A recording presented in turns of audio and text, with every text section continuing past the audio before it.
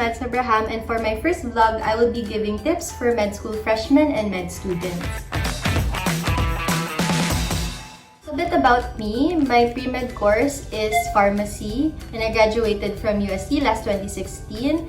And for med school, I also finished it in UST last June. I decided to vlog because I've been teaching part-time and I've been giving talks and tips in the past years. And so I think that vlogging is a good platform to reach out to a lot more people.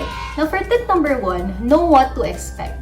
As William Osler said, medicine is a science of uncertainty and an art of probability. So it's very important that you know what to expect. So I'm sure you've heard a lot about having less social life, having a very hectic schedule, and having the most difficult subjects. So for yearly subjects in first year, usually have anatomy, biochemistry, histology, physiology. Semestral subjects, you have neuroscience, bioethics, clinical epidemiology, or preventive medicine, at least in our school. Now, another thing that you must expect would be the possibility of you failing for the first time, because it's really normal for you to excel less as compared to when you did back in pre-med or back when you were in senior high school or back in college. Med school is really difficult, so it would require more of your time and your effort. Now, another thing that you might expect from med school is that you can either lose weight or you can gain weight. Tip number 2, your pre-med program may matter.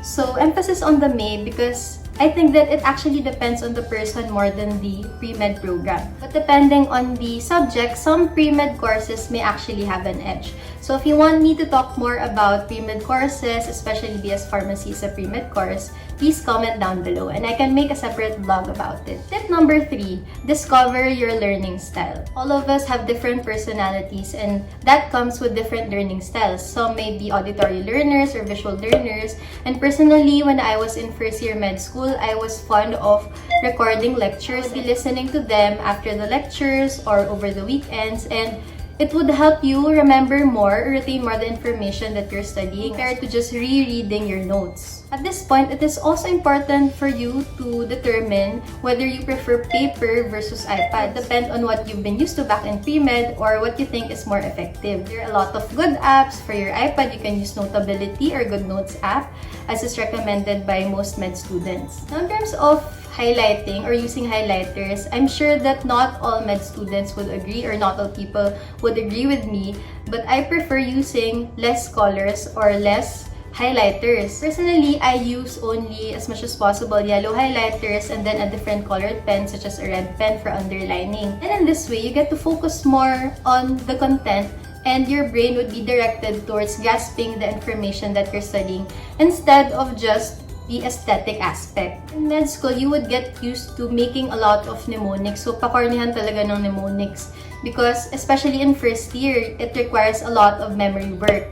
Group studies may also be helpful once you start your classes face-to-face because in that way, you get to activate, you get to use more senses. You get to hear, you get to talk, and you get to teach, and you get more input from your friends or from your classmates. So I could also make a separate vlog on specific study habits. Number 4, develop good habits. So I've been talking about study habits, but it is also important that you develop good eating and good sleeping habits and in general, a healthy lifestyle. Besides, since you would be a part of the healthcare team, so if you want to promote health to your patients, you must also set a good example to them. Tip number 5, be organized and make a detailed schedule. If you don't have a type A personality, it doesn't matter. This is the time to be organized. So for instance, you would be having a lot of exams, of quizzes, and of transcribed notes. So you have to keep them and store them in an organized way. One way by which you could make things easier is by making things digital or making things electronic. So personally, I prefer that. I would scan my notes and my previous exams using the CamScanner app.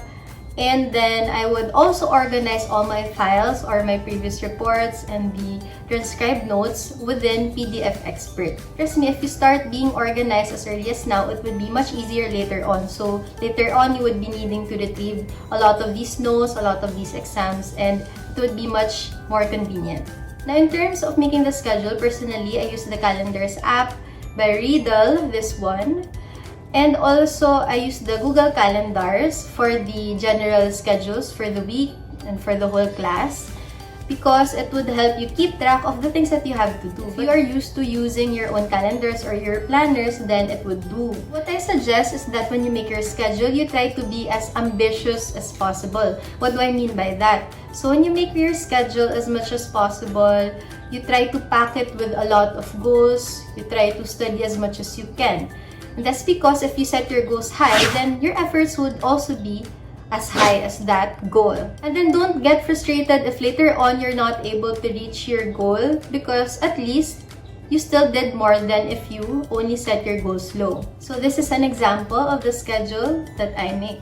Tip number 6, every subject matters. So in med school, you would have a lot of subjects, and it's very important that you prioritize so that you can allot enough time for every subject. So although later on you might get used to offering subjects or making ally some subjects, as much as possible you try to avoid that, because sometimes it would be the minor subjects that are easier to fail than the major subjects. So tip number 7, invest. So we also invest in med school, not just in businesses. That's because in med school, it might get harder and harder along the way. So if you start with higher grades, then later on, if you get less motivated or if you lose some points, then at least you have already invested a lot earlier on. Basically, mahirap bumawi sa med school. Your goals must also be long-term and not just short-term na mapasa lang yung quiz. Tip number 8, cherish your weekends. So you would be studying a lot over the weekdays, and so as much as possible, you maximize that time so that over the weekend, you would have time to rest, bond with your family, and of course, you would have to accept that given the tight schedule of med school, you would not be able to attend every event. And so that goes with my tip number 9, which is to sacrifice. So remember, you're entering not just a 4-year program. This is a lifetime commitment. So for med school, you would be having your post-grad internship, taking the board exam, then residency, specialty, even subspecialties, and your practice later on. So basically, it's your entire life, which is why sacrifice is a huge part of it, and that's one thing that you have to accept. But the beauty in this would be the meaning that you put into that sacrifice, and that would always be your end-term goal of becoming a doctor. And as they say, if you do not sacrifice for what you want would be the sacrifice. Tip number 10, only compete with yourself. So don't get intimidated. It may happen that you could have a classmate that can get high grades even if he or she does not even study as much as you do. But remember that we all have our own personal battles. We all have different learning styles. Some may be gifted with good memory, yung tipong isang beses lang sinabi sa lecture or hindi nagbasa pero mataas sa exams. But remember that God has given us different sets of gifts. So what you've been given, you just utilize. And focus on you and how you can be the best version of yourself. Tip number 11, be extra generous.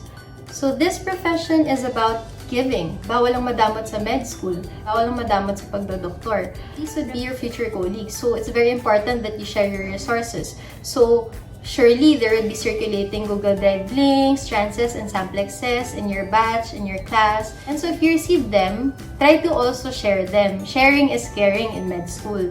Tip number 12, learn to move on quickly. So pag bumagsak, bangon agad.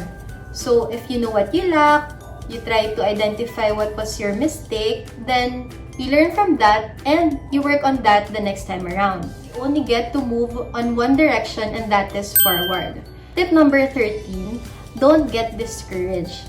It may be normal to doubt yourself, but remember that med school, although it's very difficult, it doesn't give you any superpowers. So you're still human, still capable of making mistakes. If you know what you want to do, and you know what you lack, and you know what you have to improve on, you have to work on that and focus on that. Don't get discouraged. And that goes with tip number 14, which is to have a good support system. So in med school, you may have subsections or subgroups within your class, and they would be with you for the 4 years.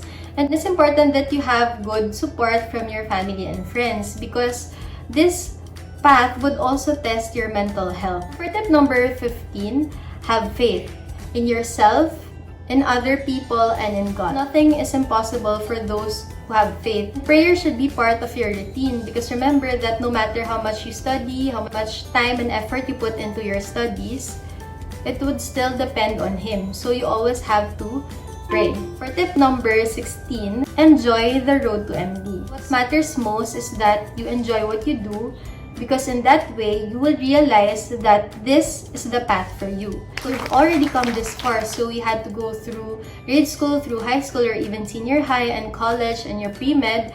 And at this point, you're already in med school, about to begin a new chapter. So you've come this far, but you still have a long way to go.